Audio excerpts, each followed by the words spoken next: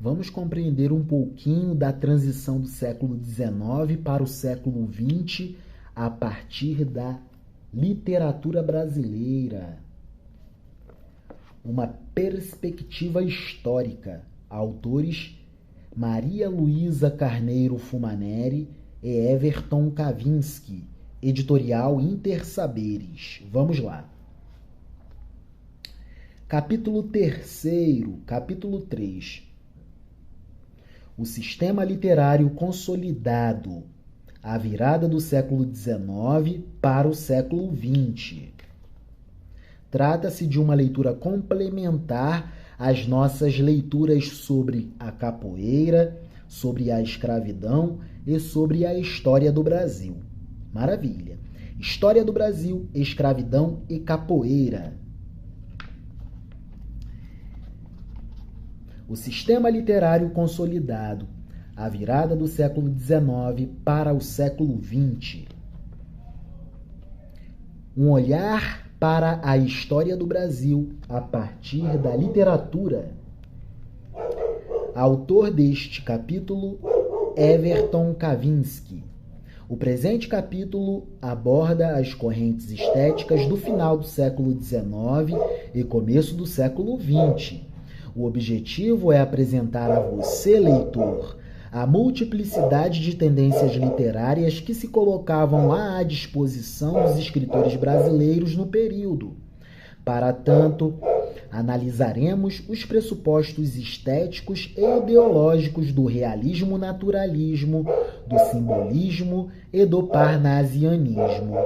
O aspecto em comum entre essas correntes estéticas, díspares entre si em suas concepções do que seja arte, é a preocupação com a elaboração formal do discurso literário.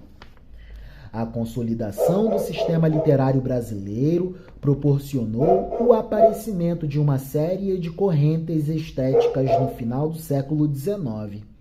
É o momento em que surgem concomitantemente o realismo-naturalismo, o parnasianismo e o simbolismo na literatura brasileira como programas estético-ideológicos. Em parte, podemos afirmar que a pluralidade estética finisecular é resultado do amadurecimento do sistema literário, na medida em que a literatura desse período, já institucionalizada e reconhecida socialmente, aposta em certa elaboração estilística. Com efeito, o aspecto que une essas três correntes estéticas, díspares entre si em suas concepções de arte, é o trabalho formal que cada uma propõe para a criação literária, o qual se centra principalmente em certa concepção acadêmica da linguagem e da literatura. É por conta disso que a produção literária desse período se impôs como a oficial e representativa da cultura letrada brasileira.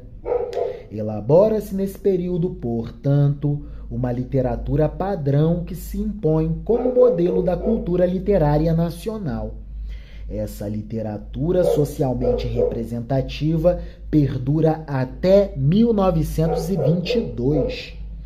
Quando a renovação modernista destrói os procedimentos academicistas de representação em função de novos ideais estéticos. Essa redefinição cultural se deve, em parte, ao franco processo de mudança social pela qual o Brasil passou na última metade do século XIX. Essa mudança está relacionada, como vimos, aos crescentes problemas sociais, à abolição da escravatura e à criação de um sistema republicano de governo. É o momento em que se opera uma nova abertura cultural no país. A pluralidade estética desse período é resultado da entrada, por volta dos anos de 1870 e 1880, das novas ideias em voga na Europa e que marcavam o que de mais moderno havia no mundo culto do Ocidente. São exemplares disso as teorias evolucionistas de Darwin, Spencer, Haeckel, os postulados positivistas de Comte e os ideais democráticos, para ficarmos somente nos mais importantes. As novas ideias que adentraram o Brasil em linhas gerais centram-se na crença na ciência. Trata-se, como nota João Pacheco, do triunfo do espírito cientificista em detrimento de uma concepção espiritualista até então reinante. É o momento de predomínio do mundo exterior.